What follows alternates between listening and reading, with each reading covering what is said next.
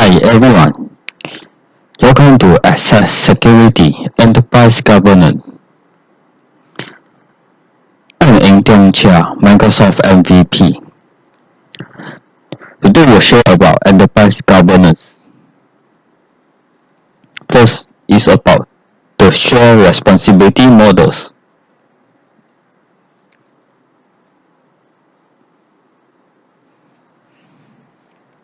Organizations face many challenges with securing the data center, including recruiting and keeping security experts, using many security tools and keeping pace with the volume and complexity of threat. As computing environment move from a customer-based control data centers to the cloud, the responsibility of security also shifts. Security of the operational environment is now a concern shared by both cloud provider and customer. By shifting responsibility to a cloud service like Azure, organizations can reduce or focus on activities that aren't core business competency. Depending on the specific technology choice, some security protection will be built into the service, while others will remain the customer responsibility. To ensure that the proper security control are provided, a careful evaluation of services and technology choices become necessary. The first thing to understand about cloud security is that different scopes of responsibility exist depending on the kind of service you use. For example, if you use VMs, virtual machine, in Azure, which provide infrastructure as a service, IaaS, Microsoft were responsible for helping secure the physical network, physical storage, and virtualization platform, which include updating the virtualization host. But you will need to take care of helping secure your virtual network and partly endpoints and updating the guest operating system of your VMs. The following figures depict the various responsibility zones. For all cloud deployment type, you own your data and identities. You are responsible for helping secure your data and identities, your on-premise resources, and the cloud component you control, which vary by service type. Regardless of the deployment type, you always retain responsibility for the following: data, endpoint, account, access management. Azure Cloud Security Advantages. The cloud offers significant advantages for solving long-standing information security challenges. In an on-premise environment, organizations likely have met responsibility and limited resources available to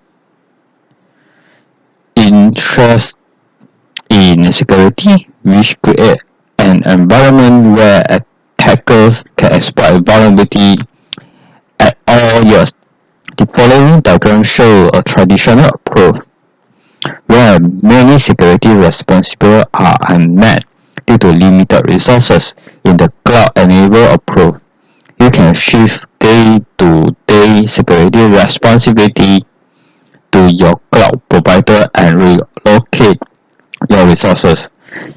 In the cloud-enabled approach, you are also leverage cloud-based security capability for more effectiveness and use cloud intelligence to improve your threat and response time. By shifting responsibility to the cloud provider, organizations organization can get more security coverage, which enable them to reallocate security resources and budget to other business priorities.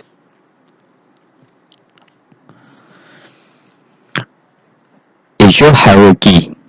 Azure provides a four level of scope: management groups, subscriptions, resources group, and resources.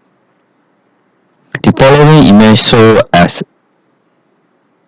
an example of this layer. Top not labeled as such, the blue cube are resources. You apply management setting at any of these levels of scope. The label you select determines widely this setting is applied. Lower level inherit setting from higher level. For example, when you apply a policy to the subscription, the policy is applied to all resources group in your subscription. When you apply a policy on the resource group, the policy is applied to the resource group and all its resources. However, another resource group doesn't have that policy assignment.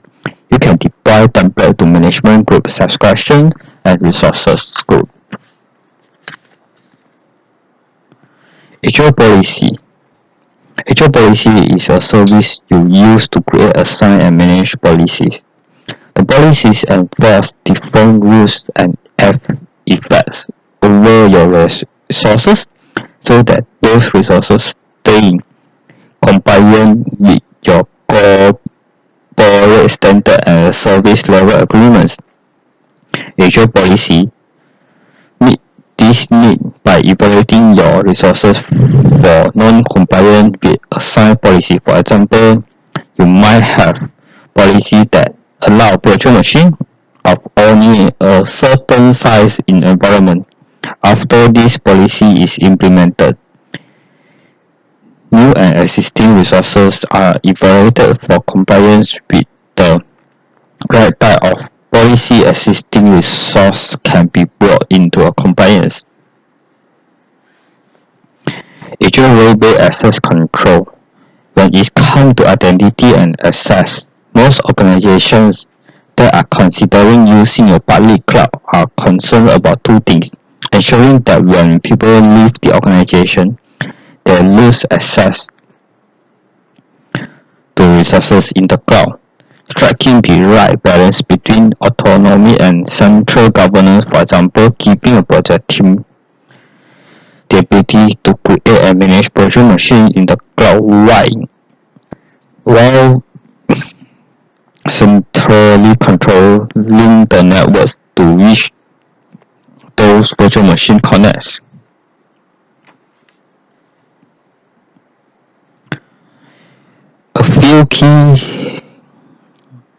A few key differences between Azure policies and RBAC. RBAC focuses on user action at different scopes. You might be added to the contributor roles for a resource group, allowing you to make changes to that resource group. Azure policies focus on resources priority during a deployment and for already existing resources. Azure policies control properties such as type of allocation of resources. Unlike RBAC, Azure policy is default allow and exploit deny system. Built-in roles for Azure resources. Azure role-based access controls has several Azure built-in roles that you can assign to users, group service principals, and manage identities. Role assignments are the way you control access to Azure resources. If built-in roles don't meet the specific needs of your organization, you can create your own Azure custom role. Resource log.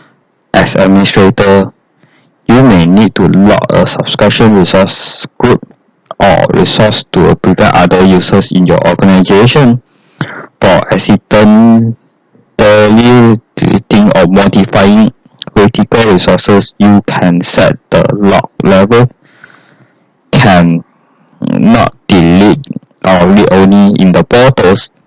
The logs are called delete and read only respectively. Once a resource has been logged, the resource load must be first be removed before. Azure blueprints. Just a blueprint allows an engineer or an architect to sketch a project design parameters. Azure blueprints enables cloud architect and central information technology groups to define a repeatable set of Azure resources that implements and adheres to an organization's standard, patterns, and requirements. Azure Blueprints makes it possible for development teams to rapidly and stand up a new environment with trust they are building within the organization, compliance with a set of building-in components such as a networking to speed up development and delivery. Azure Subscription Management. An Azure AD tenant is created for you when you sign up for Azure. The tenant represents your account. You use the tenants to manage access to your subscription and resources. When you create a new subscription, it's hosted in your account's Azure AD tenants. If you want to give other access to your subscription or its resources, you need to invite them to join your tenant. Doing so helps you control access to your subscription and resources. An Azure AD tenant is created for you when you sign up for Azure. The tenant represents your account. You use the tenants to manage access to your subscription and resources. Let's go for a demonstration about Resource Manager's logs.